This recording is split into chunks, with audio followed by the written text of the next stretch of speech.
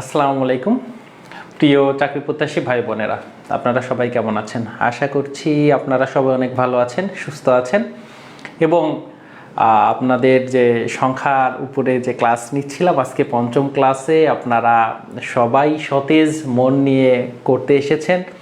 আপনারা অলরেডি কিন্তু 4টি ক্লাস করেছেন এবং এখানে কিন্তু বিস্তারিত সংখ্যা সম্পর্কে জানতে পারছেন যারা বিশেষ করে ক্লাস করেছেন। এবং এই ক্লাসগুলো কিন্তু আমি আশা করছি আপনারা খুব এনার্জেটিকভাবেই করতে পারতেছেন এবং ছোটোবেলায় ফিরে যাচ্ছেন যে এগুলা খুবই সহজ বিষয় ছিল, কিন্তু আমরা হয়তো মনোযোগ দেই নাই অথবা টিচার সেইভাবে আকৃষ্ট আমাদের করতে পারে নাই। এইটা আসলে টিচারদেরকে ছোট করা হবে কি না, কিন্তু এটাই বাস্তবতা যে ছোটোবেলায় আমরা যখন থাকি তখন হচ্ছে স্কুলে মানে ম্যাথ খুব কঠিন একটা সাবজেক্ট, বা এটা আসলে ব্যাপারটা খুব লজিক্যাল বা এটা আমাদের জীবনে সংশ্লিষ্ট জিনিস, আমাদের বুঝতে হবে। টিচার আসলে কিছু কিছু ম্যাথ টিচার এরকম আছে যে যারা আসলে ওই ক্লাসটাকে কন্ট্রোল করতে পারতেন এবং উনি যেটা মনে করতেন যে আমি এটা শেখাবো সেই দিনের পরিবেশটা অন্যরকম করে ফেলতেন এবং সবাই অধীর আগ্রহ নিয়ে পড়তো। তো বিশেষ করে যারা ক্লাস করছেন আমি আশা করব যে আপনারা ওই ফিলটা পেয়েছেন যে ছোটোবেলায় আমরা এগুলো শিখি না। এই জিনিসগুলো তো আসলে খুবই মানে আগ্রহ সহকারে পড়ার জিনিস আর কি, খুব খারাপ কোনো জিনিস না, মানে তিক্ত কোনো জিনিস না।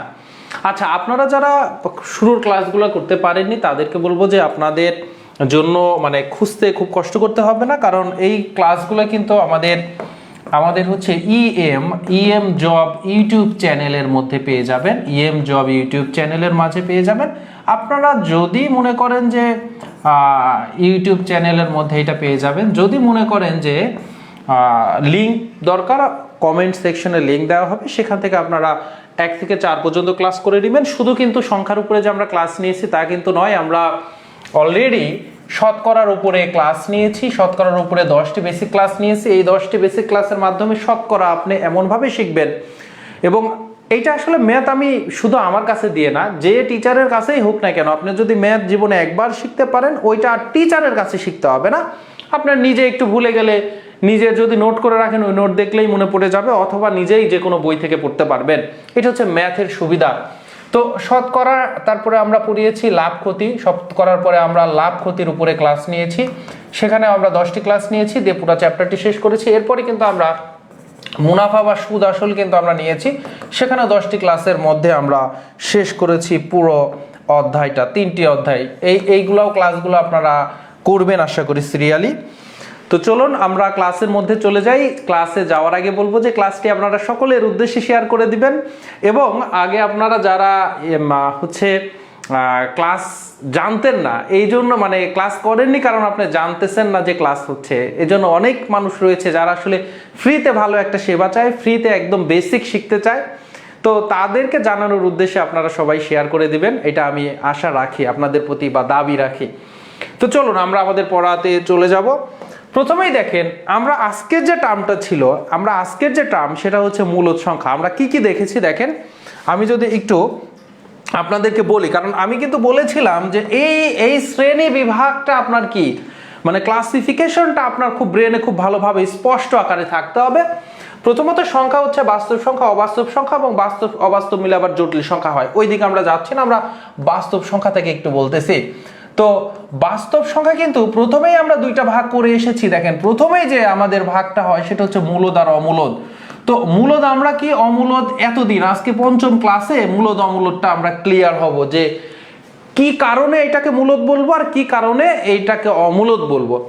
তো অমূলদগুলো আসলে মূলত অসীম যে দশমিক সংখ্যাগুলো আছে, অসীম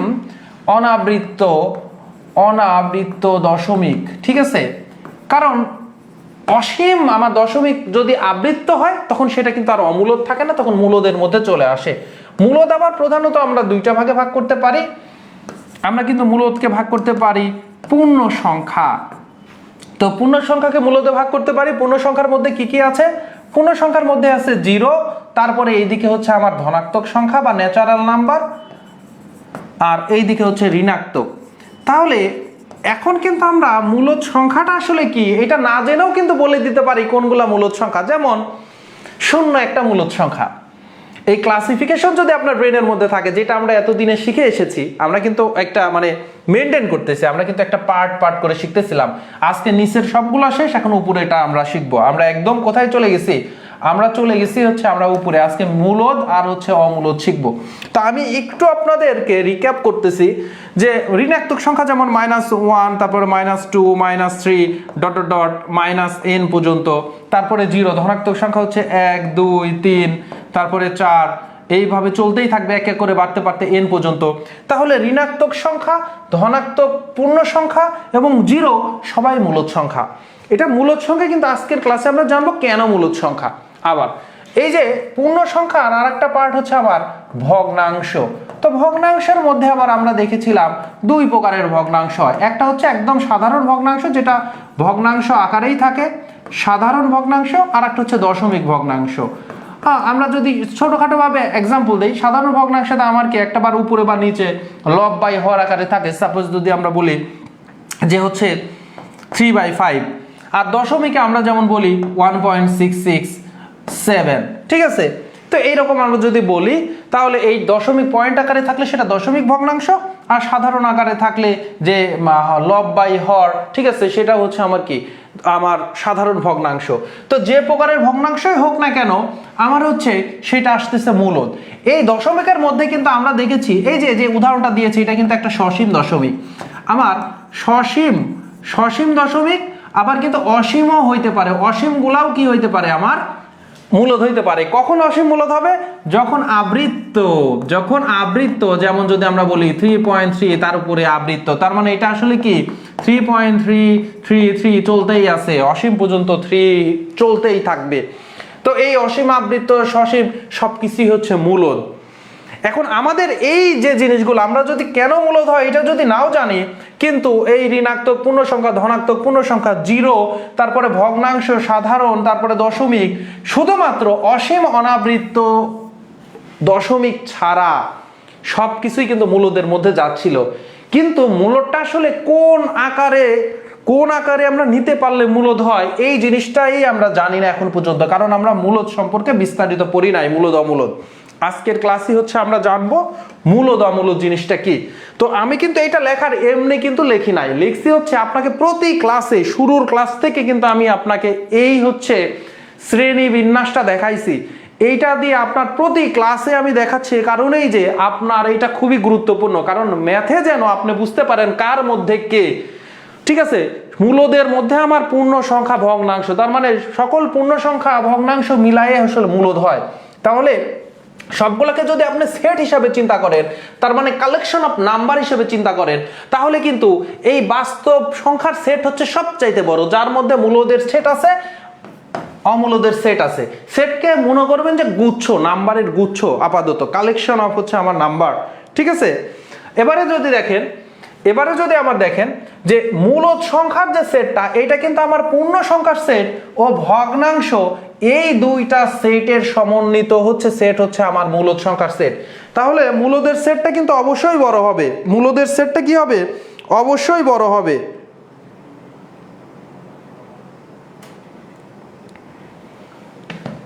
ঠিক আছে, মূলদের হচ্ছে সেটটা কি হবে? অবশ্যই হচ্ছে বড় হবে। অনুরূপভাবে এই যে ঋণাত্মক ধনাত্মকের সেটের যোগফলটা, মানে সমন্বিত সেট হচ্ছে আমার পূর্ণ সংখ্যার সেট। আপনাকে ক্লিয়ার আইডিয়া থাকতে হবে। এখন আসেন, কাদেরকে আমরা মূলদ সংখ্যা বলবো? সেই সকল সংখ্যাকে আমরা মূলদ সংখ্যা বলবো। সে সকল সংখ্যাকে মূলদ সংখ্যা বলবো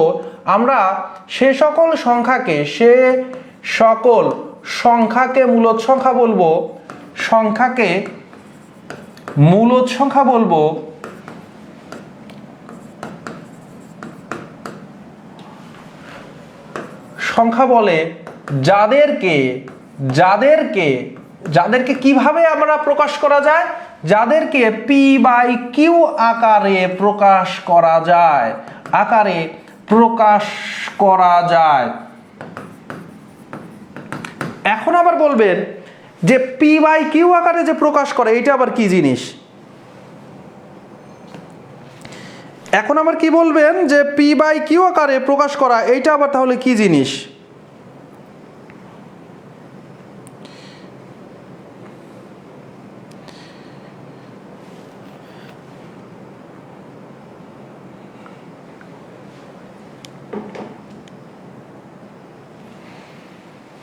তাহলে যাদেরকে পি বাই কিউ আকারে প্রকাশ করা যায়, এখানে পি আর কিউটা কি? পি আর কিউ দুইটা সংখ্যা এবং এই পি আর কিউ হচ্ছে আমার অবশ্যই পূর্ণ সংখ্যা। পি আর কিউটা কি? পূর্ণ সংখ্যা। তার মানে এই যে 1 2 3 4 5 6 7 8 n পর্যন্ত, 1 2 3 4 5 6 7 8 কত পর্যন্ত? n পর্যন্ত, অথবা মাইনাস নেগেটিভ হইতে পারে, কিন্তু এটাতে কোনো দশমিক বা ভগ্নাংশ থাকবে না। পি আর কিউ কিন্তু পূর্ণ সংখ্যা, গোটা গোটা সংখ্যা, সম্পূর্ণ সংখ্যা, ঠিক আছে? তাহলে আমাদের পি আর কিউ আকারে প্রকাশ করা যায় যেখানে আমরা আসলে পি আর কিউ এর আমরা কি করতেছি, তাদের ক্যারেক্টারিস্টিক্স বর্ণনা করতেছি। প্রথমে বললাম সেই সকল সংখ্যাকে মূলদ সংখ্যা বলে যাদেরকে পি বাই কিউ আকারে, তার মানে ভগ্নাংশ আকারে প্রকাশ করা যাবে। এখন আমরা কিন্তু পি আর কিউ কে চিনি না, তাহলে চলেন আপনাকে পি আর কিউ চেনাতে হবে, যে যেখানে আমার কি, যেখানে পি ও কিউ উভয়েই পূর্ণ সংখ্যা, যেখানে পি ও কিউ উভয়েই পূর্ণ সংখ্যা, তার মানে গোটা গোটা সংখ্যা,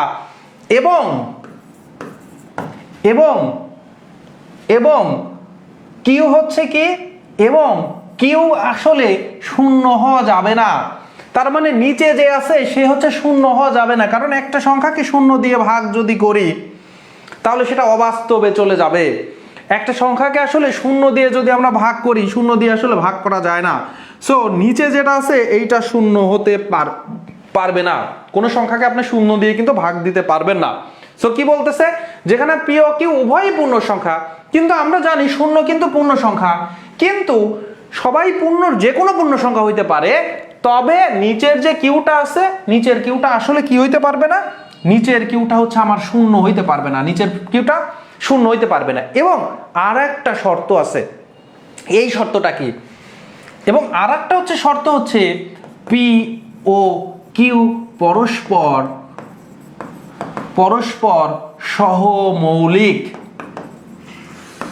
সহমৌলিকের ইংরেজি কি? কোপ্রাইম।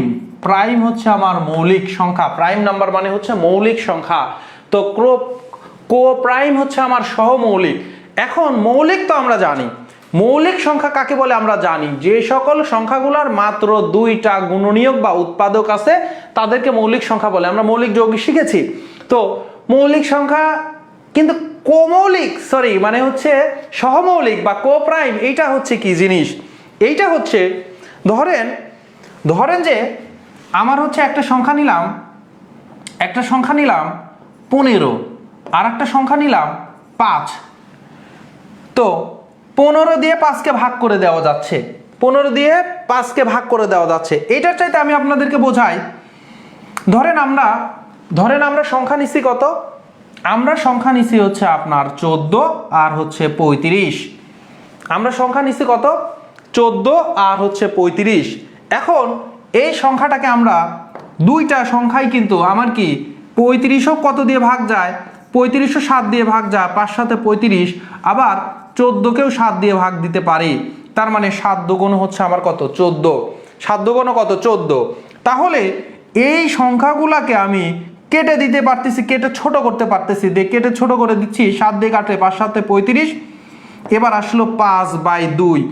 আর কি কাটাকাটি যায় বলেন তো, আর কি কাটাকাটি যায়? কাটাকাটি যায় না। কখন কাটাকাটি যায় না? যখন ওদের মধ্যে আর কোনো সাধারণ গুণনীয়ক বা সাধারণ উৎপাদক বা সাধারণ ভাজক থাকে না। তার মানে তাকে আর কোনো কিছু দিয়েই কাটাকাটি, দুইটাকে আর কমন কোনো কিছু দিয়ে কাটা যায় না, দুইটাতে আর কমন কিছু দিয়ে কাটা যায় না, কিন্তু শুধুমাত্র এক দিয়ে কাটতে পারবেন। তার মানে সহমৌলিক তখনই যখন একটাই সাধারণ উৎপাদক থাকবে, শুধুমাত্র একটি সাধারণ উৎপাদক থাকে, একটি সাধারণ কি থাকে, উৎপাদক কি, এটা কিন্তু আমরা বিগত ক্লাসগুলোতে আপনাদেরকে ক্লিয়ার করেছি, যেগুলো দিয়ে আমরা ভাগ করতে পারবো। তাহলে শুধুমাত্র একটি সাধারণ উৎপাদক হচ্ছে থাকে, সেটি হচ্ছে আমার 1, সেটি হচ্ছে আমার 1। তো যখন কোনো সংখ্যাগুলোকে দুইটা সংখ্যাকে আর কাটাকাটি করতে পারবো না, তখন তারা পরস্পর কোপ্রাইম, তার মানে তাদেরকে আর ভাঙা যায় না, তাদেরকে আর সমান কোনো কিছু দিয়ে ভাঙা যায় না, আর ছোট করতে পারবো না, তখন তারা হবে হচ্ছে পরস্পর কো প্রাইম বা সহমৌলিক। তাহলে তারা কি হবে? সহমৌলিক। এবার যদি দেখেন আমার হচ্ছে 12 হচ্ছে কি, 12 কি মৌলিক সংখ্যা? না, মৌলিক সংখ্যা না। কিন্তু 12 মৌলিক সংখ্যা না, 12 একটা যৌগিক সংখ্যা। কিন্তু 12 আর 12কে যদি 5 দিয়ে ভাগ করতে চাই তাহলে কি ভাগ করা যায়? যায় না। কেন যায় না? যেহেতু 12কে 5 দিয়ে ভাগ করা যায় না, তখন আমরা বলতে পারি যে সুতরাং 5 ও 12 পরস্পর সহমৌলিক। পরস্পর কি? সহমৌলিক। তার মানে এদেরকে আর ভেতরে কোনো কিছু দিয়ে ভাগ করা যাচ্ছে না। কিন্তু 12 কিন্তু মৌলিক সংখ্যা না, তো একটা যৌগিক সংখ্যা আর একটা সংখ্যার সাথে পরস্পরে সহমৌলিক থাকতে পারে, এই দুইটার মধ্যে তুলনা হবে। যেমন আমরা এরকম কিন্তু আরো অজস্র উদাহরণ দিতে পারি। আমরা দিতে পারি সাপোজ মনে করেন 21কে কত দিয়ে ভাগ করা যায়? 21কে 3 দিয়ে ভাগ করা যায়, 3 সাথে 21। তো 21 নিচে আমরা কত দিয়ে দিছি? 13। ভাগ যায় কি যায় না? যায় না। এবার দেখেন, তার মানে এইটা হচ্ছে আমার কি? এটা হচ্ছে আমার যৌগিক, এটা হচ্ছে আমার যৌগিক, আর এটা হচ্ছে আমার কি? মৌলিক। তো যৌগিক আর মৌলিক পরস্পর সবসময় কি হবে? সহমৌলিক কি সবসময় হবে? না, সবসময় সহমৌলিক কেন হবে? কারণ আপনি এখানে তো দিতে পারেন 49 দিচ্ছেন, নিচে 7 দিচ্ছেন, এইটা হচ্ছে আমার কি? এইটা হচ্ছে আমার যৌগিক আর নিচেরটা হচ্ছে মৌলিক। কিন্তু এরা কিন্তু পরস্পর সহমৌলিক না, কারণ 7 সাথে 49, 7 সাথে কি? 49। তাহলে আমার তখনই কি হবে? যৌগিক আর মৌলিক মিলাও যেমন পরস্পর সহমৌলিক হইতে পারে, যৌগিক আর যৌগিক মিলাও পরস্পর সহমৌলিক হইতে পারে। উদাহরণ যদি আপনাকে দেই তাহলে ধরেন 21 ডিভাইডেড বাই 10। 21 divided by 10। 21 কি? 21 কি মৌলিক? না, 21 তো একটা যৌগিক সংখ্যা। 10 কি মৌলিক? না, 10ও একটা যৌগিক সংখ্যা। কারণ 10কে কত দিয়ে ভাগ করতে পারেন? 10কে 2 দিয়ে ভাগ করতে পারেন, 10কে 5 দিয়ে ভাগ করতে পারেন। আর হচ্ছে 21কে কত দিয়ে ভাগ করতে পারেন? 3 দিয়ে করতে পারেন, 7 দিয়ে করতে পারেন। সুতরাং এখানে আপনি লিখবেন 10 ও 21 পরস্পর কি? পরস্পর সহমৌলিক। তাহলে সহমৌলিক কখন লিখবো? যখন তাদের মধ্যে এক ছাড়া আর অন্য কোনো সাধারণ উৎপাদক নাই। খালি একটাই সাধারণ উৎপাদক আছে, এক, তাছাড়া অন্য কোনো কিছুতে কাটাকাটি করা যায় না, তখন তারা হচ্ছে আমার সহমৌলিক। তো এইটাই হচ্ছে আমরা কি সূত্র শিখলাম, যে যাদেরকে সংজ্ঞা শিখলাম কি, যাদেরকে আপনি কি করতে পারবেন? যাদেরকে পি বাই কিউ আকারে লিখতে পারবেন, যাদেরকে পি বাই কিউ আকারে লিখতে পারবেন, সবাই হচ্ছে আমার কি? সবাই হচ্ছে আমার মূলদ সংখ্যা, আর বাকি সব হচ্ছে আমার অমূলদ সংখ্যা। ঠিক আছে? এবারে যদি দেখেন এখন আমরা এই ডায়াগ্রামে যে সংখ্যাগুলা মূলদের নিচে লিখেছি সবগুলাকে এখন আমাদের কাজ হবে এই পি বাই কিউ আকারে লেখা। কারণ মূলদ মানে পি বাই কিউ, যেখানে আমার অবশ্যই কিউটা কিন্তু নট ইকুয়াল 0, কিউ কিন্তু 0 হইতে পারবে না, নিচে 0 হইতে পারবে না। সো এবারে চলেন আমরা এটা দেখব যে কিভাবে আমরা এদেরকে পি বাই কিউ আকারে লিখতে পারি। যেমন সাপোজ একটা যে কোনো সংখ্যা আপনি নিতে পারেন, এখান থেকে যে কোনো সংখ্যা আপনি কি করবেন? এখান থেকে যে কোনো নিলে 2 কেন মূলদ? কারণ 2কে আমরা পি বাই 2/1 হিসাবে লেখেন। প্রত্যেকটাকে 4/1 আকারে লেখেন, কি হচ্ছে? 4/1 আকারে লিখলে কি হচ্ছে? প্রত্যেকটা মূলক, কারণ কিউ তো আপনার 0 হইতে পারবে না, কিন্তু কিউ তো 1 হইতে পারবে বা অন্য যে কোনো সংখ্যা হইতে পারবে। তো প্রত্যেকটা সংখ্যাকেই আপনি কি করতে পারেন? যেমন ধরেন -3 এর নিচে 1 লিখতে পারেন। তো তাহলে অবশ্যই তো আমরা এদেরকে কি করতে পারি? পি বাই কিউ আকারে লিখতে পারতেছি। সকল ঋণাত্মক সংখ্যাকে পি বাই কিউ আকারে লিখতে পারতেছি, সকল ধনাত্মক সংখ্যাকে আপনি পি বাই কিউ আকারে লিখতে পারতেছেন। সো এরা হচ্ছে আপনার মূলদ সংখ্যা। এখন প্রশ্ন হচ্ছে, কোশ্চেন রাইজ যে 0টা হচ্ছে আপনার কি মৌলিক কি মূলদ কিনা? অবশ্যই 0 মূলদ, কারণ হচ্ছে নিচে কিউটা 0 হইতে পারবে না, কিন্তু উপরেরটা তো 0 হইতেই পারে। সো 0 বাই যদি আপনি 1 দেন, 0/1 কত? উপরে 0 থাকা মানে 0, 1/0 কি প্রকৃত ভগ্নাংশ আপনাদের কিন্তু শিখিয়েছি গত ক্লাসে। মানে কি 1/এর মধ্যে 0 আপনার ফ্রেন্ডকে বলতেছেন, বন্ধু তুমি কোনো টেনশন করো না, মোট তো ভাগ আছে 20টা, তোমারে 0 ভাগ দিব। বন্ধু খুশি হবে। 0 ভাগ মানে কি? তারা কিচ্ছুই দিচ্ছেন না, জিরো ভাগ মানে কি, কিচ্ছুই দিচ্ছে না, তার মানে দ্যাট মিনস জিরো।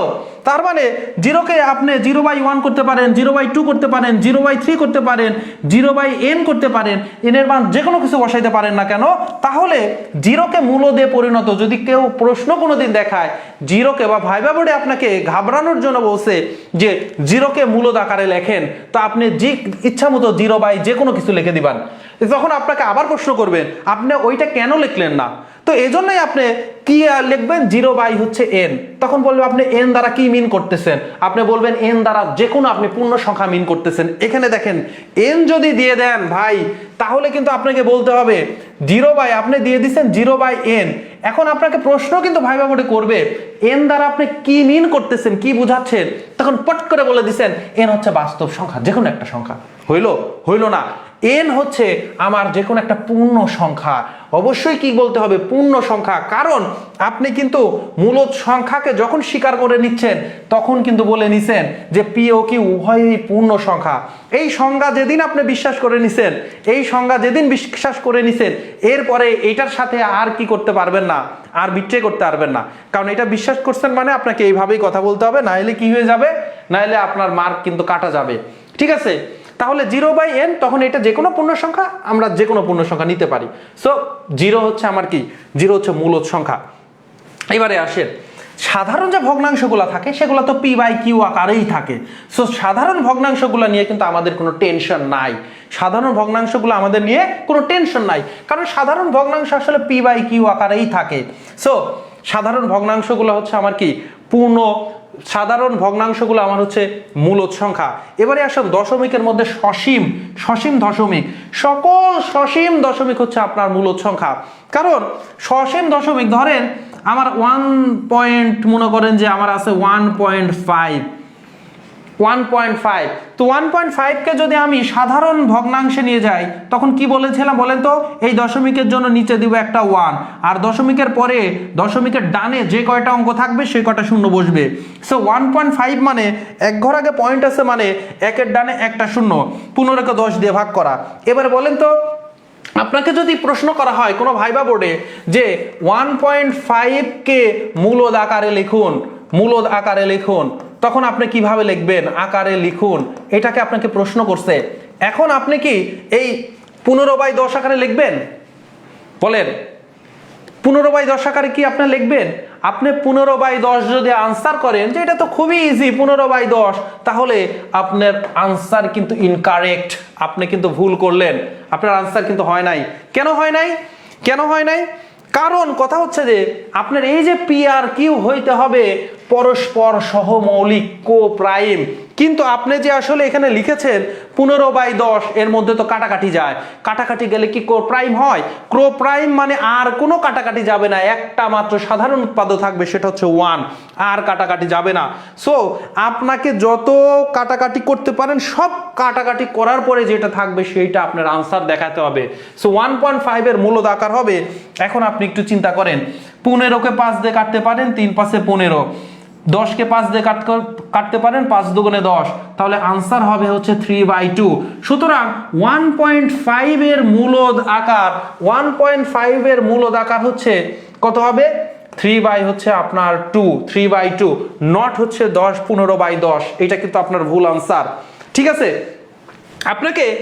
আপনাকে প্রশ্ন করছে 1.25 এর মূলদ আকার। তাহলে বলেন 1.25 এর মূলদ আকার যখন বলবে, তো 1.25 এর মূলদ আকারে আপনি কি করবেন? 1.25 এ যখন সাধারণ ভগ্নাংশে যাচ্ছেন, কিসে যাচ্ছেন? সাধারণ ভগ্নাংশে, তখন আপনি 1.25 তাহলে পয়েন্ট ছাড়া লেখেন, নিচে হবে পয়েন্টের জন্য 1 দিবেন, তারপরে পয়েন্টের ডানে কয়টা অঙ্ক আছে? 2টা অঙ্ক আছে, সো 2টা শূন্য দিবেন, পয়েন্টের ডাইনে যে কয়টা অঙ্ক সেই কয়টা আপনি শূন্য দিবেন নিচে। তাহলে হয়ে গেল 1.25 কে সাধারণ ভগ্নাংশে প্রকাশ করলে 125 ডিভাইডেড বাই কত? 100। এখন এইটা কি তার মূলদ আকার? আপনার যদি আনসার করেন মূলদ আকার সহজ, আপনি ভগ্নাংশের রূপ দিয়ে দিছেন, নো, ভুল করছেন। কারণ পি আর কিউ পূর্ণ সংখ্যা আপনি পেয়ে গেছেন, কিন্তু শর্ত কিন্তু শেষ হয়নি, কারণ পি ও কিউ পূর্ণ সংখ্যা হইতে হবে এবং একই সাথে তারা কিন্তু পরস্পর সহমৌলিক হইতে হবে। সহমৌলিক মানে তাদের মধ্যে কাটাকাটি যাওয়া যাবে না। কিন্তু আপনি একটু চিন্তা করে দেখেন, এর মধ্যে কাটাকাটি দিতে পারতেছেন কি পারতেছেন না? অবশ্যই কাটাকাটি দিতে পারবেন। 25-এ 4 পঁচিশে 100, 5 পঁচিশে 125, তার মানে 5/4। এই যে কাটাকাটি এর মধ্যে করলে আপনার কত হবে? আনসার হবে 5/4। আনসার হবে কত? 5/4। তাহলে এই যে 1.25 এর যদি কি বলে আপনাকে মূলদ আকারে লিখতে বলে, তাহলে আপনাকে লিখতে হবে 5/4 হচ্ছে আনসার। 5/4 হচ্ছে আনসার। আমাকে একটু বলেন তো, আমাকে একটু বলতে হবে যে আপনারা বুঝতে পারলেন কিনা, মূলদ আকারে লিখতে পারছেন কিনা, মানে এই লেখা শিখতে পারলেন কিনা। যারা আগে থেকে পারতেন না বা আজকের ক্লাসের পরে ক্লিয়ার হলো কিনা এটা আমাকে জানাবেন। ধরেন আগে থেকেও পারতেন ব্যাপারটা, কিন্তু ক্লিয়ার হয়েছে কিনা, অস্পষ্ট ছিল, আমাকে একটু জানাবেন আপনারা যে এই ব্যাপারটা ক্লিয়ার হলো কিনা। তার মানে ভগ্নাংশে পরিণত, ভগ্নাংশে রূপ দেওয়া, ভগ্নাংশ আকারে লেখা আর মূলদ আকারে লেখা দুইটার মধ্যে কিন্তু পার্থক্য থাকতেছে। মূলদ আকারে লিখতে বললে কাটাকাটি আপনাকে করতেই হবে শেষ পর্যন্ত, যতক্ষণ পরে আর কাটাকাটি করতে পারবেন না। কিন্তু ভগ্নাংশ আকারে লেখা মানে ওইটাকে আপনি কি করতে পারেন, কাটাকাটি না করলেও হচ্ছে কোনো সমস্যা হবে না, কাটাকাটি না করলেও কোনো সমস্যা হবে না। এবারে আসেন হচ্ছে আমরা এখান থেকে দেখলাম সসীমের ক্ষেত্রে তো আমরা বুঝলাম, কারণ সসীমের ক্ষেত্রে যদি ধরেন বড় একটা নাম্বারের কথা বলছে, ধরেন বড় একটা নাম্বারের কথা বলছে যে হচ্ছে 1.3255 এরকম একটা ইয়ের কথা বলছে, তখন আমরা কি করব? আমরা তখন করব হচ্ছে নিচে ওই উপরে বড় সংখ্যাটা লিখবো 1325545, তারপরে পয়েন্টের জন্য 1, তারপরে একটা পয়েন্টের পরে ডানে কয়টা অঙ্ক আছে? 1টা 2টা 3টা 4টা 5টা, তাহলে 5টা যেহেতু অঙ্ক আছে 5টা অঙ্কর জন্য 5টা শূন্য বসাই দিলাম, 5টা কি বসাই দিলাম? শূন্য বসাই দিলাম। এরপরে আমার কাটাকাটি করতে হবে, কাটাকাটি করে যেটা হবে সেটা হচ্ছে মূলদ আকার। তো আপনাকে এত বড় কোনো ম্যাথ দিবে না যেটা 1 মিনিটের মধ্যে বের করতে পারবেন না, এরকম কোনো ম্যাথ দিবে না, কিন্তু আপনি নিয়মটা জেনে রাখেন। এখন দেখতেছেন শেষে 5 আছে, অবশ্যই 5 দিয়ে কাটাকাটি যাবে, এখানেও 5 দিয়ে কাটাকাটি যাবে, কাটাকাটি করে যেটা থাকবে সেটা হচ্ছে আনসার। এবারে আসেন আমরা সসীম অংশ তো বুঝতে পারলাম, অসীম আবৃত্ত। এই যে অসীম আবৃত্ত এইটাকে আমরা কি বলেন তো, আপনাদেরকে কি দেখিয়েছিলাম কিনা যে অসীম আবৃত্তকে আপনি কিভাবে ভগ্নাংশে পরিণত করবেন? ওই যে ভগ্নাংশে পরিণত করবেন ওখানেই কিন্তু আপনাদেরকে শিখিয়েছি কিভাবে মূলদ আকারে নেবেন। ধরেন আমাদেরকে বলছে 3.333 ... এইটা অথবা বা হচ্ছে বলছে 3.3 তার উপরে হচ্ছে আমার আবৃত্ত, তার উপরে কি বলছে? আবৃত্ত। এই যে এইটাকে হচ্ছে আমার মূলদ আকারে নেওয়ার জন্য। তো আপনাদেরকে কি বলেছিলাম? আপনাদেরকে গতকালকের ক্লাসে কিন্তু এটা শিখিয়েছি যে আমরা প্রথমে হরের কাজ করব, নিচের কাজ করব। একটার উপরে আবৃত্ত থাকলে একটা নয়, একটার উপরে আবৃত্ত যদি থাকে একটা নয়। তারপরে কি করব? অনাবৃত্ত কয়টা আছে? পয়েন্টের পরে আবৃত্ত ছাড়া যদি কোনো অঙ্ক থাকে তাকে বলা হয় অনাবৃত্ত। পয়েন্টের পরে তো আসলে অনাবৃত্ত কেউ নাই। সো পয়েন্টের পরে যদি 2টা অনাবৃত্ত থাকতো 2টা শূন্য বসাইতাম, পয়েন্টের পরে যে কয়টা অনাবৃত্ত থাকতো সে কয়টা শূন্য বসাইতাম। যেহেতু এখানে নাই নিচে শুধু 9ই হবে। আর উপরে কি হবে? উপরে ঢালা হচ্ছে পুরা সংখ্যাটা বসবে কোনো পয়েন্ট ছাড়া, তারপরে হচ্ছে আমার আবৃত্ত বাদ দিয়ে যা থাকে সেটা বাদ দিয়ে। তো আমার প্রথমে কি 33, তারপরে মাইনাস হচ্ছে এই যে আবৃত্ত বাদ দিয়ে শুধু 3 বিয়োগ করলাম, দিয়ে হইলে কত? হইলে হচ্ছে 33 থেকে 3 বিয়োগ দিলে 30 ডিভাইডেড বাই আমার 9। এরপরে কিন্তু কাটাকাটি যায়, কত দিয়ে কাটাকাটি যায়? 3 দিয়ে কাটাকাটি যায়। তাহলে এখানে 10 আর এখানে হচ্ছে আমার 3। তাহলে 3.33 এইটার মূলদ আকৃতি কেমন হবে? মূলদ আকৃতি হবে কিন্তু ভাই 10 হচ্ছে আমার 3। ব্যাপারটা বুঝেন, 10 হচ্ছে আমার 3। তো এই যে অসীম আবৃত্ত অসীম পর্যন্ত যাচ্ছে, কিন্তু সেইটা হচ্ছে আমার কি? মূলদ সংখ্যা। কারণ তাদেরকে আমরা p/q আকারে লিখতে পারতেছি, কারণ তাদেরকে আমরা কি করতে পারতেছি? p/q আকারে হচ্ছে আমরা লিখতে পারতেছি, p/q আকারে তাদের লিখতে পারতেছি। আর p/q আকারে সকল অসীম আবৃত্তকে p/q আকারে এইটার জন্য বিস্তারিত প্রকাশ করার জন্য গত ক্লাসটা আপনারা একটু করবেন কাইন্ডলি। এতে করে আপনার যত আবৃত্ত সংখ্যা আছে যত বড়ই দিক না কেন সেটাকে আমরা p/q আকারে পরিণত করতে পারবো। কাল কিন্তু রুলস লিখে দিয়েছিলাম, 3টা রুলস।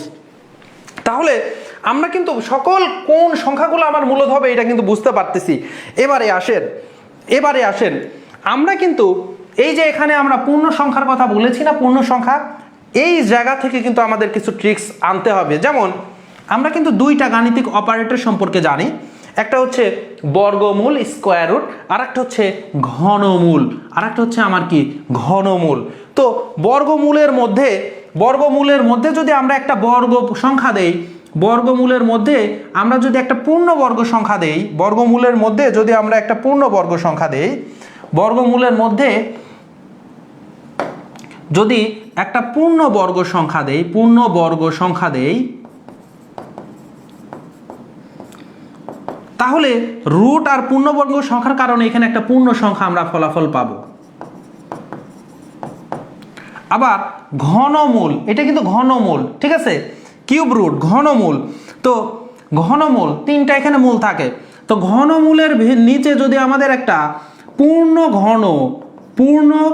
ঘন সংখ্যা যদি আমরা দেই, পূর্ণ ঘন সংখ্যা দেই, তাহলে কিন্তু ফলাফল পাবো কি আমরা পূর্ণ সংখ্যা। তাহলে ফলাফল কি পাবো আমরা পূর্ণ সংখ্যা। আর পূর্ণ সংখ্যা মানেই দ্যাটস কল্ড হচ্ছে আমার মূলদ সংখ্যা। এখন আমরা এতক্ষণ পর্যন্ত পড়াই ফেললাম, আপনাদের কিন্তু মূলদের ইংরেজি বলি নাই। এই যে এখানে দ্যাটস কল বলতে যায় আপনাদের বললাম মূলদের ইংরেজি কিন্তু এখনো বলি নাই। মূলদের ইংরেজি হচ্ছে রেশনাল, রেশনালের বাংলা হচ্ছে যৌক্তিক। তো মূলদ যে বাংলা ভাষার যে মূলদ শব্দ, মূলদের বাংলা হয় হচ্ছে যৌক্তিক বা আনুপাতিক, ঠিক আছে। তাহলে রেশনাল আর অমূলদের ইংরেজি হচ্ছে আমার ইররেশনাল, ঠিক আছে। ইররেশনাল আর রেশনাল, রেশনালের বাংলা কি? রেশনালের বাংলা হচ্ছে আমার যৌক্তিক বা যুক্তিপূর্ণ। এই যে যুক্তিপূর্ণ একটা কথা বলি, রেশনাল কথা বলে, রেশনালিস্টিক একটা মানুষ, তার মানে খুবই যুক্তিবাদী একটা মানুষ, রেশনালিস্টিক মানুষ। আমরা যদি একজন মানুষকে বলি সে খুবই রেশনালিস্টিক, ঠিক আছে, বিশেষিত করলাম তাকে বিশেষণ, ঠিক আছে। তো রেশনালিস্টিক তার মানে সে শুধু যুক্তি মানে, ঠিক আছে। তাহলে রেশনাল মানে যৌক্তিক, ইররেশনাল তার মানে ইররেশনালের অর্থ হবে অযৌক্তিক। তো রেশনালের আরেকটা হচ্ছে মিনিং হয়, সেটা হচ্ছে আনুপাতিক, মানে অনুপাত আকারে যেটাকে লেখা যায়।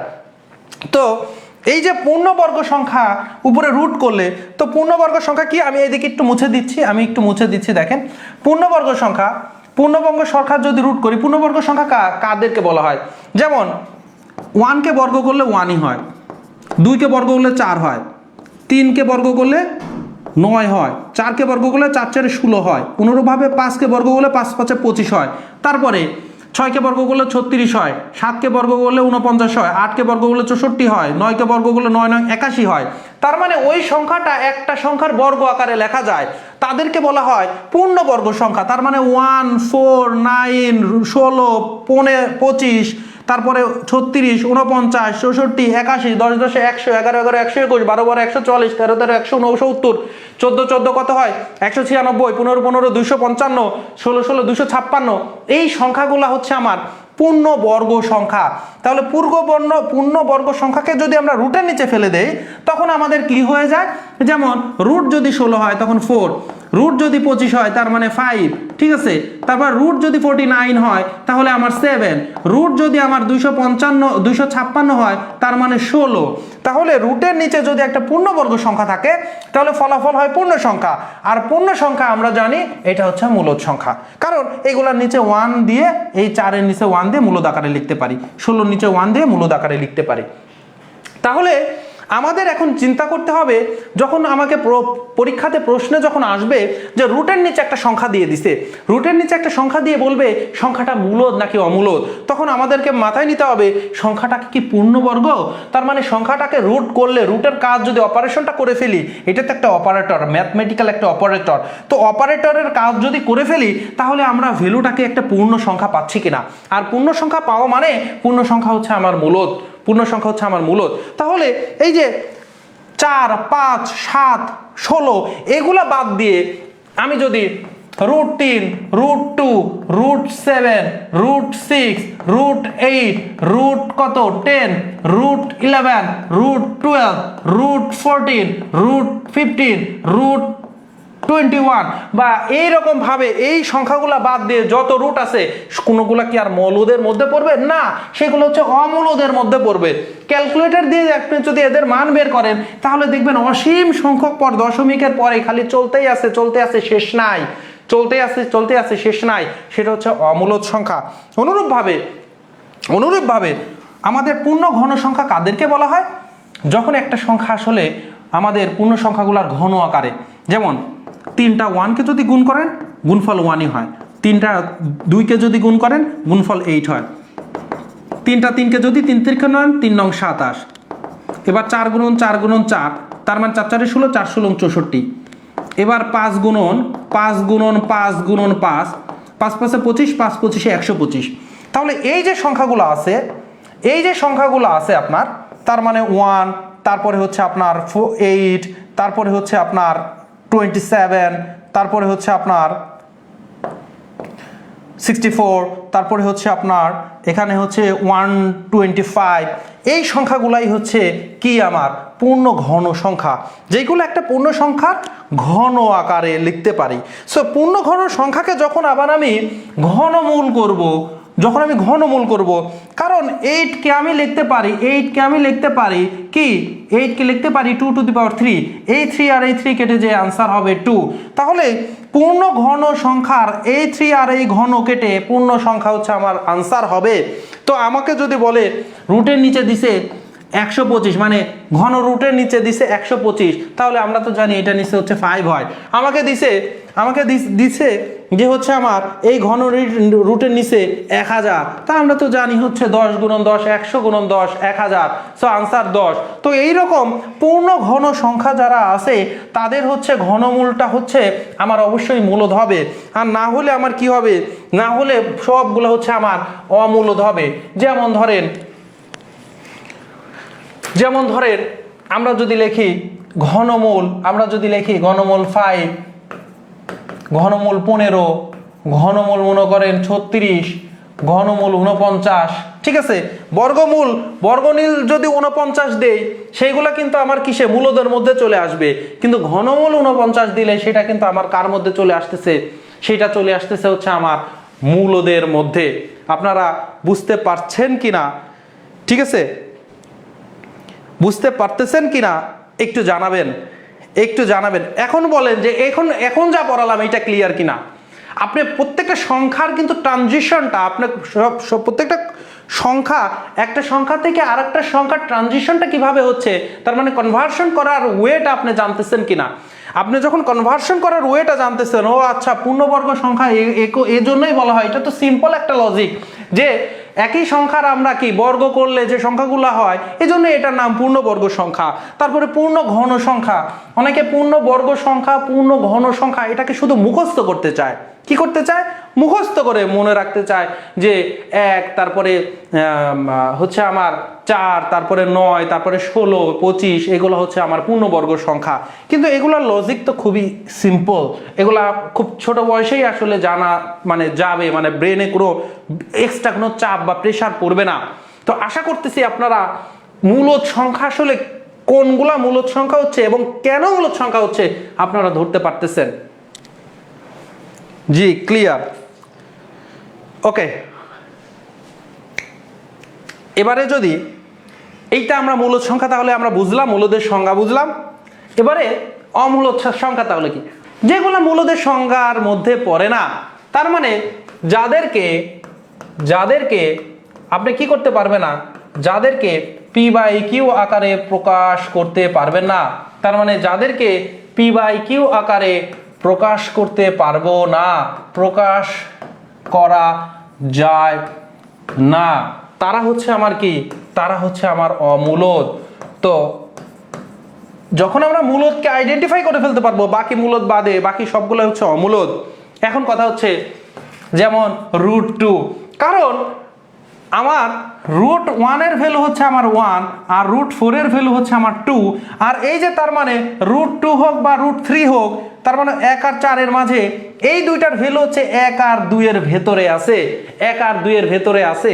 এবং এইটা আমার দশমিকটা যেমন √2 এর ভ্যালু 1.41 দিয়ে ডট ডট ডট যাইতেই আছে, অসীম পর্যন্ত যাবে। তারপরে √3 এর ভ্যালু 1.73 ডট ডট ডট যাইতেই আছে, যাইতেই থাকবে অসীম পর্যন্ত। আর আমরা কি বলেছিলাম, এই যে আমরা কিন্তু অমূলদটা অসীম অনাবৃত্ত দশমিক, অনাবৃত্ত মানে একটা জিনিসের কোনো রোটেশন মানে রিপিট হবে না বা আবৃত্ত হবে না বা পৌনপুনিকতা থাকবে না, মানে বারবার ওই জিনিসটা আসবে না, তখন সেটা কি হয়ে যাবে, আমার হচ্ছে অমূলদ সংখ্যা হয়ে যাবে, অমূলদ সংখ্যা হয়ে যাবে। যেমন পাই একটা অমূলদ সংখ্যা, পাই একটা 3.14159 ডট ডট ডট ডট অসীম পর্যন্ত কিন্তু যাবেই, এটা কিন্তু অসীম পর্যন্ত যাবে। এটা হচ্ছে পাই। যদিও অনেক সময় কিন্তু আপনারা অনেক বইতেও এটা পেয়েছেন, পাই মানে হচ্ছে 22/7, পায়ের মান আসলে 22/7 হিসেবে ধরা হয়, কিন্তু এইটা অ্যাকুরেট কোনো ভ্যালু না, এইটা কিন্তু অ্যাকুরেট কোনো ভ্যালু না, এইটা মাথায় রাখবেন। তো অনেকের মাথায় আসে, ও আচ্ছা ফাইন, এক বইতে দেখেছিলেন ছোটবেলায় পাই হচ্ছে 22/7, তাহলে তো পি বাই কিউ আকারে লেখাই যাচ্ছে, সো পায়ের মান মনে হয় পাই তাহলে একটা মূলদ সংখ্যা না, এইটা আসলে পায়ের মান ধরে নেওয়া হয়, কাছাকাছি মান ধরে নেওয়া হয়। পায়ের অ্যাকুরেট মান হচ্ছে 3.14159 দিয়ে ডট ডট পর্যন্ত যাইতেই আছে, অসীম পর্যন্ত যাবে। তাহলে পাই একটা হচ্ছে অমূলদ সংখ্যা, খুব ভালো করে রাখবেন। তারপরে এক্সপোনেনশিয়াল ই হচ্ছে আমার অমূলদ সংখ্যা। তো অন্তত এই জিনিসগুলো আপনার জানবেন। অমূলদ মানেই হচ্ছে যেটা আসবে আপনাদের পরীক্ষায়, সেটা হচ্ছে তার সাথে পাই থাকবে বা তার সাথে ই থাকবে বা তার সাথে এমন রুটের ভ্যালুগুলো থাকবে যেগুলো আসলে বর্গমূল পূর্ণ সংখ্যা আসে না, বা এমন ঘনমূল থাকবে, যেমন ঘনমূল দেওয়া আছে 13 বা ঘনমূলের নিচে দেওয়া আছে 49। আপনি তো প্রাস করে বললে, মানে খেয়াল করেন নাই ঘনমূল, আপনি মনে করছেন যে এইটা বর্গমূল, কারণ বর্গমূল 7, তাহলে তো আনসার হয়ে যাবে না। আপনাকে খেয়াল করতে হবে ঘনমূল আছে না বর্গমূল আছে। তাহলে এইগুলো সব হচ্ছে আমার অমূলদ সংখ্যা, এইগুলো হচ্ছে আমার কি, এইগুলো হচ্ছে অমূলদ সংখ্যা। ক্লিয়ার, বুঝতে পারতেছেন? আচ্ছা, এবারে আসেন আমরা আরো কিছু জিনিস হচ্ছে খেয়াল রাখবো, আমরা খেয়াল রাখবো। কোন জিনিসগুলো একটু খেয়াল রাখবো মূলদ অমূলদের সময়, কোন জিনিসগুলো একটু খেয়াল রাখবো, একটু আপনাদেরকে মেনশন করে দিচ্ছি, ভালো করে একটু খেয়াল করেন। সেটা হচ্ছে একটা মূলদ সংখ্যার সাথে একটা মূলদ সংখ্যার সাথে যদি একটা অমূলদ সংখ্যা যদি আপনি যোগ করে দেন, একটা মূলদ সংখ্যার সাথে যদি একটা অমূলদ সংখ্যার যোগ করে দেন, তাহলে যোগফলটা কিন্তু হবে অমূলদ। তাহলে পরীক্ষায় কোনোদিন যদি আসে 5 + √3, তাহলে এইটা কিন্তু আমার হবে অমূলদ। ঠিক আছে? কারণ একটা মূলদের সাথে যখন আপনার একটা অমূলদ যোগ হচ্ছে, তখন কিন্তু আনসারটা হচ্ছে অমূলদ। আবার দেখেন, যদি একটা মূলদ সংখ্যার সাথে একটা মূলদের সাথে গুণ অথবা ভাগ, একটা মূলদের সাথে যদি গুণ আকারে থাকে অথবা ভাগ আকারে থাকে, একটা মূলদ সংখ্যার সাথে যদি গুণ বা ভাগ আকারে আছে একটা অমূলদ সংখ্যা, মানে একটা মূলদের সাথে অমূলদের গুণ অথবা ভাগের ক্যালকুলেশন আছে, যোগেরও থাকুক অথবা বিয়োগও থাকুক, মানে যোগও থাকুক অথবা, আমি এখানে একটু লিখে দিচ্ছি আপনাদেরকে, একটু হচ্ছে আরেকটা, কারণ এক সূত্রের মধ্যেই আনি যে মূলদের সাথে যোগ অথবা বিয়োগ, একটা মূলদের সাথে যদি যোগ থাকে অথবা বিয়োগ থাকে, যেমন এইটা, আবার এটা কিন্তু 5 - যদি √3 করেন, তাও সেটা কিন্তু কি অমূলদই হবে। সো মূলদের সাথে গুণ আকারে থাকুক বা ভাগ আকারে অমূলদ থাকুক, সেটা কিন্তু আমার হবে হচ্ছে অমূলদ। যেমন হচ্ছে ধরেন 5 সাথে √3 গুণ আকারে আছে, 5 সাথে √3 গুণ আকারে আছে, এটা হচ্ছে আমার অমূলদ। অথবা 5 সাথে √3 ভাগ আকারে আছে, সব হচ্ছে আমার কি অমূলদ। কিন্তু আমার যদি অমূলদ গুণ আকারে থাকে, অমূলদ কি আছে, অমূলদ গুণ অথবা ভাগ, অমূলদ গুণ অথবা ভাগ যদি অমূলদ হয়, তাহলে সমান মূলদ হইতে পারে। মূলদ যে সবসময় হবে তা না, মূলদ হইতে পারে। তো কি, কেন এখানে হইতে পারে, এটাকে কেন তারপরেও লিখলাম, কারণ হচ্ছে এই যে আমার মূলদের সাথে যখন অমূলদ থাকতেছে, অমূলদের যোগ বিয়োগ গুণ ভাগ, একটা মূলদের সাথে অমূলদের যোগ হোক বিয়োগ হোক গুণ হোক ভাগ হোক, আমাদের কি হচ্ছে, আমার কিন্তু অমূলদই থেকে যাচ্ছে। কিন্তু অমূলদ আর অমূলদের যোগ বিয়োগ গুণ ভাগ হলে, দুইটাই যখন অমূলদ হবে, তখন কিন্তু মূলদ হইতে পারে। তখন কি হইতে পারে, মূলদ হইতে পারে। এক্সাম্পল আপনাকে দেই, ধরেন রুটের নিচে 18 আছে, রুটের নিচে 18, এটা কি মূলদ না অমূলদ? তো 18 তো পূর্ণবর্গ না, আমি তো আসলে বর্গমূল একটা পূর্ণ সংখ্যা পাচ্ছি না, সো অবশ্যই এটা অমূলদ। আবার একে আমরা ভাগ করতেছি √2 দ্বারা, তো √2 অমূলদ √2 √18 উভয়ই হচ্ছে আমার কি, উভয়ই হচ্ছে আমার অমূলদ, উভয়ই হচ্ছে আমার অমূলদ। কিন্তু এইটার আপনি ক্যালকুলেশন এবার করতে পারেন। দেখেন √18 মানে কি, রুটের নিচে 9 × 18 লিখতে পারেন √2। এবার রুটের নিচে 9 × 18 কে আপনি লিখতে পারেন √9 √2, মানে আলাদা আলাদা রুটের নিচে কিন্তু আপনি লিখতে পারেন। সো √9 কে এবার 3 √2, তার মানে উপরে 3 √2 আর নিচে আছে √2। এবার √2 কেটে গেল, আনসার হয়ে গেল 3, পূর্ণ সংখ্যা চলে আসছে। তাহলে আমার উপরে ছিল √2 আর √18, √2 উভয়ই হচ্ছে আমার অমূলদ ছিল, কিন্তু যখন একটা অমূলদকে অমূলদ সংখ্যা দিয়ে ভাগ করলাম চলে আসছে হচ্ছে √3 পূর্ণ সংখ্যা। সুতরাং ভাগফলটা কিন্তু মূলদ হইতে পারে। তো পরীক্ষাতে বলে নিচের কোনটি অমূলদ সংখ্যা, তখন হচ্ছে এই রকম জিনিসগুলো দেওয়া থাকে। তো আমার যদি যোগ বিয়োগের যদি ক্যালকুলেশন থাকে, অমূলদ যোগ বিয়োগ আকারে থাকুক, তখন আমরা কি হবে, ওইটা অবশ্যই অমূলদ হবে। মূলদের সাথে ভাগ গুণ আকারে থাকুক, কি হবে, অমূলদ হবে। কিন্তু আমার খেয়াল রাখতে হবে, এইটা আমার অপশনে দিয়ে দিবে নিচের কোনটি মূলদ সংখ্যা, নিচের কোনটি মূলদ সংখ্যা, উপরেগুলো অমূলদ সহজেই বুঝতে পারবো। কিন্তু আমার এই ভাগটা করে তারপরে বুঝতে হবে যে সেটা মূলদ নাকি অমূলদ। ভাগটা করে আমাকে বুঝতে হবে যে এটা মূলদ সংখ্যা নাকি অমূলদ সংখ্যা। এই পুরো ক্লাসটা কেমন লেগেছে একটু জানাবেন। আমরা কিন্তু ক্লাসের সব বুঝিয়ে ফেলছি, এবং আপনাদেরকে যে যে এক্সাম্পলগুলো আসতো আমি কিন্তু এক্সাম্পলগুলো অলরেডি সবগুলো কিসে ইউজ করে ফেলছি। একটু জানাবেন, কমপ্লিমেন্টটা দিবেন, মন্তব্যটা জানাবেন যে বুঝতে পারলেন কিনা পুরো ক্লাসটা করে, বুঝতে পারলেন কিনা পুরো ক্লাসটা করে, এটা একটু জানাবেন।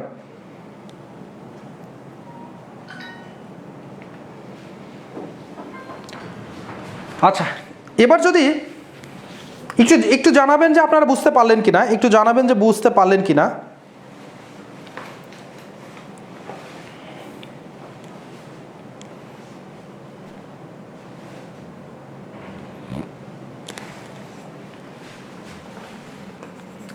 দেখেন একটা প্রশ্ন বিসিএস আসছিল, একটা প্রশ্ন, যদি পি একটি মৌলিক সংখ্যা হয়,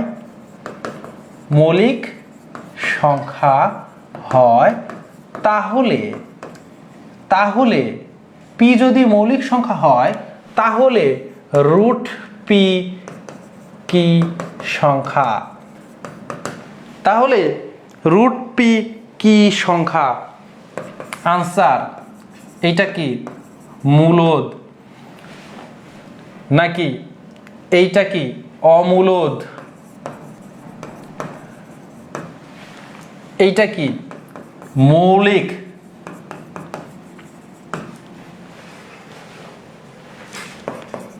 এইটা কি স্বাভাবিক?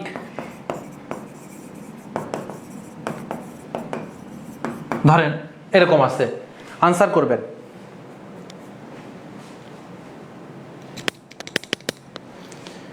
এটা আনসার করবেন। আপনাদের যা শেখালাম এর উপরে দেখেন আপনার আনসারটা আসতেছে কিনা। যদি না আসে তার মানে আপনি ক্লাসটি বুঝেন নাই, আপনি আমার পড়া বুঝতে পারেন নাই, মানে আমি ব্যর্থ। ঠিক আছে, মানে আপনাকে আমি বুঝাতে পারি নাই। দেখেন বলতেছে যদি পি একটি মৌলিক সংখ্যা হয়, এখন রুটের নিচে পি আছে, আমি আপনাদেরকে বলেছিলাম রুটের নিচে যদি পূর্ণবর্গ থাকে, তাহলে রুট আর বর্গ কেটে যেয়ে থাকবে হচ্ছে আমার শুধুমাত্র পূর্ণ সংখ্যা। আর পূর্ণ সংখ্যা হচ্ছে একটা কি, পূর্ণ সংখ্যা হচ্ছে আমার মূলদ সংখ্যা। আর এই রুটের নিচে পূর্ণবর্গ বাদ দিয়ে অন্য যে কোনো সংখ্যা থাকুক না কেন সেইটা হচ্ছে আমার কি হবে, সেটা হচ্ছে অমূলদ সংখ্যা হবে। এখন প্রশ্ন, পূর্ণবর্গ সংখ্যা মৌলিক নাকি যৌগিক? ভাই পূর্ণবর্গ সংখ্যা আসছে এই দুইটা সংখ্যার বর্গ থেকে, 1 × 1 1, 2 × 2 4, 3 × 3 9, 4 × 4 16। তাহলে এগুলা হচ্ছে পূর্ণবর্গ সংখ্যা, এগুলো আসছেই দুইটা সংখ্যার, এগুলো আসছেই মানে একটা সংখ্যার বর্গ থেকে, মানে দুইটা সেম সংখ্যার গুণফল থেকে। তাহলে এটা কি কোনোদিন মৌলিক সংখ্যা হইতে পারে? আনসার হচ্ছে না, মৌলিক সংখ্যা হইতে পারবে না। তাহলে পূর্ণবর্গ সংখ্যা কিন্তু মৌলিক না, পূর্ণবর্গ সংখ্যা কিন্তু মৌলিক না, মৌলিক 9। তাহলে পূর্ণবর্গ সংখ্যা যেহেতু মৌলিক না, তাহলে পূর্ণবর্গ শুধু রুটের নিচে থাকলেই সেটা কি হয়, মূলদ হয়। তাহলে পূর্ণবর্গ বাদ দিয়ে মৌলিক থাকুক না বা অন্য যে কোনো পূর্ণবর্গ বাদে কোনো যৌগিক সংখ্যা থাকুক, সবগুলোই হবে অমূলদ। আনসার কিন্তু আমার অমূলদ। আনসার কি হবে? আনসার হবে আপনার অমূলদ সংখ্যা। এই বুঝতে পারছেন কি একটু জানাতে হবে, বুঝতে পারছেন কি একটু জানাতে হবে। ঠিক আছে, আপনাদেরকে তাহলে মূলদ আর অমূলদের পুরো কনসেপ্টটা দিয়ে দেওয়া হলো, মূলদ আর অমূলদের পুরো কনসেপ্টটা দিয়ে দেওয়া হলো। এখন আপনাদেরকে যেটা করতে হবে সেটা হচ্ছে যে আপনার সংগ্রহে থাকা বই থেকে প্র্যাকটিস করতে হবে। আপনার সংগ্রহ থাকা বই থেকে প্র্যাকটিস করতে হবে এবং প্র্যাকটিসটা করতে হবে যে বিগত বছরগুলোতে সব প্রশ্নগুলো আপনার এই ক্লাস করার পরে বুঝে আসতেছে কিনা, সবগুলা ক্লাসে আপনি বুঝতে পারবেন। এবং এই জায়গাটা একটু খেয়াল করবেন, আমরা এখানে যে 3টা রোজ বললাম, কারণ আসে নিচে 4টা সংখ্যা দিয়ে থাকে, বলা থাকে যে নিচের কোনটা মূলদ বা কোনটা হচ্ছে অমূলদ, তখন হচ্ছে এটা আপনার লাগবে। ওকে, ক্লিয়ার। তাহলে ক্লাস এখানেই হচ্ছে আমাদের এই ক্লাসটি এখানেই শেষ হচ্ছে। আজকে সংখ্যার উপরে 5ম ক্লাস চলে গেল এবং আমরা কিন্তু প্রত্যেকটা সংখ্যার 5টা ক্লাসের মধ্যে দিয়ে পুরা সংখ্যাগুলো মাথায় চলে আসলো। প্রথম ক্লাসে কিন্তু আমরা দেখেছিলাম যে হচ্ছে 2 বার বিসিএস এ প্রশ্ন করেছিল আসলে অবাস্তব জটিল থেকে, ওই জটিল সংখ্যা কোনগুলোকে বলা হয় এবং গ্রাফে তাদের অবস্থানটা কোথায়, এবং আমরা কিন্তু তার প্রয়োগও দেখেছিলাম যে আসলে কোন জায়গাতে অবাস্তব সংখ্যা বা কাল্পনিক সংখ্যা, এটা তো কল্পনাতে ধরে নিতে হয়। তো এই সংখ্যা কি আসলে বাস্তবে আমাদের কি পড়াশোনাতে লাগে বা অ্যাপ্লাইড আমাদের বাস্তবিক জীবনে লাগে কিনা? অবশ্যই লাগে। আমাদের বাস্তব জীবনের টেকনোলজির বৃহৎ অংশ জুড়ে এবং টেকনোলজিটা দাঁড়াই আছে হচ্ছে আপনার অবাস্তব সংখ্যার উপরে। বলতে গেলে কি টেকনোলজি দাঁড়াই আছে হচ্ছে অবাস্তব সংখ্যার উপরে। আপনি কোনো ইলেকট্রিক্যাল ক্যালকুলেশন করতে পারবেন না উইদাউট হচ্ছে ইমাজিনারি নাম্বার ছাড়া আপনি কোনো আপনার হচ্ছে ইলেকট্রিক্যাল কোনো ক্যালকুলেশনগুলো করতে পারবেন না, কোনো ক্যালকুলেশনই আপনি করতে পারবেন না। ঠিক আছে, তাহলে আমরা প্রথমে বাস্তব সংখ্যা এবং অবাস্তব সংখ্যা এবং বাস্তব অবাস্তব মিলিয়ে যে জটিল সংখ্যা সেটা দেখেছি। এরপরে আমরা দেখেছি যে বাস্তব সংখ্যা ভাগের মধ্যে মূলদ সংখ্যা অমূলদ সংখ্যা। আজকের ক্লাসে আমরা মূলদ অমূলদ দেখলাম এবং মূলদের মধ্যে এসে ভাগ হচ্ছিল পূর্ণ সংখ্যা আর হচ্ছে আমার ভগ্নাংশ সংখ্যা। এই পূর্ণ সংখ্যার মধ্যে আমরা দেখেছি হচ্ছে শূন্য চাইতে বড়গুলা ধনাত্মক, শূন্যর চাইতে ছোটগুলা ঋণাত্মক, এবং এই ধনাত্মক সংখ্যাগুলোকে স্বাভাবিক সংখ্যা বলা হচ্ছে। এবং স্বাভাবিক সংখ্যার মধ্যে আমরা এসে জোড় এবং বিজোড় সংখ্যাকে আলাদা করে ফেললাম। জোড় সংখ্যা বিজোড় সংখ্যার মানে ক্যালকুলেশনগুলো আমরা দেখেছি এবং জোড়ের মধ্যে এসে আসে একটাই হচ্ছে আমার মৌলিক সংখ্যা, সেটা হচ্ছে 2, আর বাকি সব হচ্ছে যৌগিক সংখ্যা। আর বিজোড়ের মধ্যে আমার একটা ব্যতিক্রম ইউনিক সংখ্যা হচ্ছে 1, আর বাকি হচ্ছে যৌগিক আর হচ্ছে মৌলিক সংখ্যা। ওই দিকে গেলে আমরা ভগ্নাংশের মধ্যে দেখেছি আমরা কি সাধারণ ভগ্নাংশ, তারপরে হচ্ছে দশমিক ভগ্নাংশ। সাধারণের মধ্যে আমরা প্রকৃত ভগ্নাংশ, অপ্রকৃত ভগ্নাংশের আবার আমরা মিশ্র আকারে লিখতে পারি, এজন্য মিশ্র ভগ্নাংশ বলা হয় অপ্রকৃত ভগ্নাংশকে। আবার ওইদিকে দশমিক ভগ্নাংশকে আমরা কিন্তু অসীম আবৃত্ত হচ্ছে ভগ্নাংশ, আবার হচ্ছে আমরা কি সসীম ভগ্নাংশে হচ্ছে আমরা কি ভাগ করতে পারি, প্রত্যেকটাই আমরা দেখেছি। এবং আমরা এখানে এসে অমূলদ সংখ্যা কাদেরকে বলা হচ্ছে, অসীম অনাবৃত্ত যে সংখ্যাগুলো আছে সেগুলো হচ্ছে আমার অমূলদ সংখ্যা। তাহলে কিন্তু আমরা সংখ্যার মধ্যে এমন কোনো সংখ্যা আর বাকি থাকলো না যেটা আমরা এই 5টা ক্লাসের মধ্যে জানতে পারি নাই বা ডিপলি আমরা জানি নাই বা যার সংজ্ঞা আমরা জানি না, যার সংজ্ঞা জানে না। এখন লাস্ট মোমেন্টে যারা আমার প্রথম ক্লাস বা প্রথম থেকে 4টা ক্লাস করেছেন, আপনাদেরকে বলি যে হচ্ছে ধনাত্মক সংখ্যা এবং অঋণাত্মক সংখ্যার মধ্যে পার্থক্যটা বলবেন, এইটা কমেন্টে জানাবেন। এইটা হচ্ছে প্রশ্ন যারা 5টি ক্লাসই করেছেন তাদের উদ্দেশ্যে, অথবা আপনি ক্লাস করেন না কিন্তু আপনি জানেন কিনা। যদি না জানেন তাহলে কিন্তু আপনি ক্লাসগুলো করবেন। প্রশ্নটা কি? প্রশ্ন হচ্ছে ধনাত্মক সংখ্যা ও অঋণাত্মক সংখ্যার মধ্যে পার্থক্য, এটা হচ্ছে প্রশ্ন।